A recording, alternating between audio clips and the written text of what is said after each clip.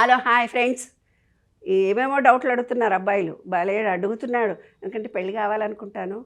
ఒక తాళి తీస్తే సరిపోదు, 2 తాళ్ళు. వాళ్ళొకటి తీసుకురావాలి, వీళ్ళు అబ్బో ఏదో టెక్నిక్ ఉంది వీళ్ళల్లో. నాకేదో అర్థమైపోయింది. ఈ విషయంలో 12 సూత్రాలున్నాయి. 12 సూత్రాల్లో 12వ సూత్రము విశ్వనియమం విశ్వరహస్యంలో 12వ సూత్రం law of vibration. Law of vibration అంటే ఏమిటి?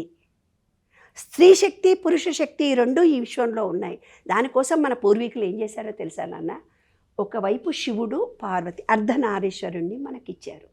అంటే ప్రతి స్త్రీలో పురుష శక్తి ఉంటుంది, పురుషుడిలో కూడా స్త్రీ శక్తి. ఏది ఆడవాళ్ళలాగా ఏడుస్తున్నావు నువ్వు? ఆడ లక్షణాలు వచ్చినాయి, కొంచెం పర్సంటేజ్ ఎక్కువ వస్తాయి.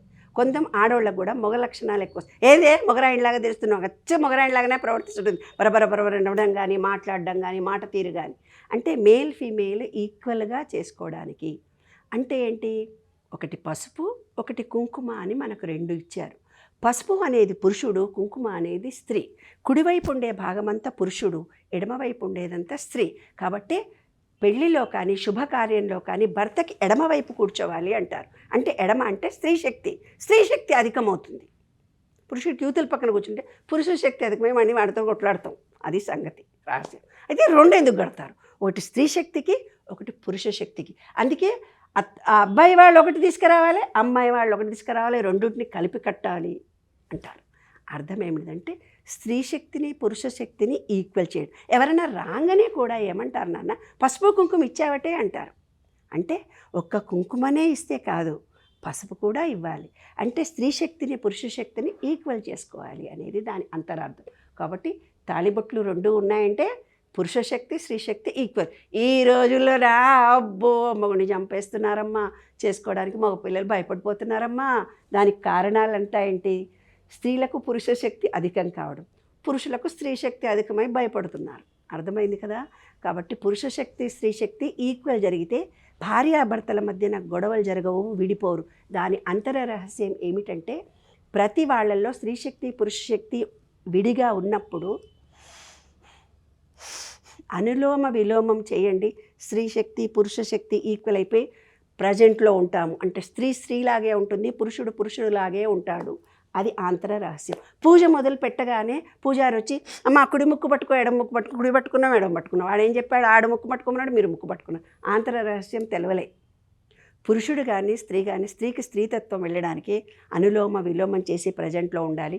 పురుషుడు కూడా స్త్రీతత్వం పురుషతత్వంలో నుంచి పురుషతత్వం అధిగమించుకొని అనులోమ విలోమం చేసి ప్రజెంట్. స్త్రీ పురుషుడు ఇద్దరు కలిస్తేనే ఇక్కడ ఇది ప్లస్ ఇది మైనస్, 2 కలిస్తే చప్పటి అంటే ఎనర్జీ వస్తుంది. నాలో ఎప్పుడైతే స్త్రీతత్వం బాగా ఎక్కువ ఉంటుందో పురుషులు కనపడగానే ఆకర్షిస్తాము. కొంచెము అందరినీ చూసి ఆహాని మోహం పడము. కానీ ఆకర్షణ శక్తి ఎక్కడైతే ఉందో పురుషుడికి స్త్రీకి స్త్రీకి పురుషుడికి అవినాభావ సంబంధం ఉంటే వాళ్ళ చూపులు కలిసి ప్రేమించుకుంటారు.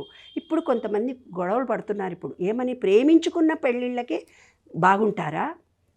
మంచి శాస్త్రోక్తంగా కలిసి ఉన్న పెళ్ళిళ్ళే బాగా ఉంటాయి. ఈ కులము ఆ కులము ఏ కులం లేకుండా పెళ్ళిళ్ళు చేసుకొని పిల్లలంతా పాడైపోతున్నారు. రాంగ్.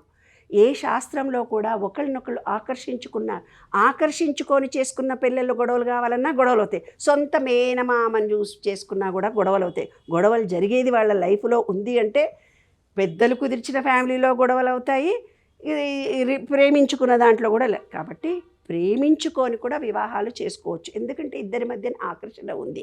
ఆ ఆకర్షణ బలీయంగా ఉంటే వాళ్ళు ఎప్పుడు కూడా విడిపోరు. కాబట్టి ఈ విశ్వం మొత్తం స్త్రీ పురుష శక్తితో ఉంది. అదే అర్ధనారీశ్వర తత్వము. కాబట్టి స్త్రీలది ఒక పుస్తెళ్తాడు, పురుషుడి ఒకటి, 2 కలిపి ఉండి జాయింట్. మళ్ళీ 2 కలిపి జాయింట్ చేసి 6వ రోజో 11వ ఏదో ఫంక్షన్ చేసుకొని మళ్ళీ 2 కలిపి మళ్ళీ అమ్మాయి మెడలో నల్ల పూసలు వేసి ఒక ముత్యము ఒక పగడము వేసి మెడలో వేయడంలో ఆంతర్యాలన్నీ ఇవేనైనా. భార్యాభర్తలు కలిసి ఉండాలి. సర్వే జనా సుఖినో భవంతు.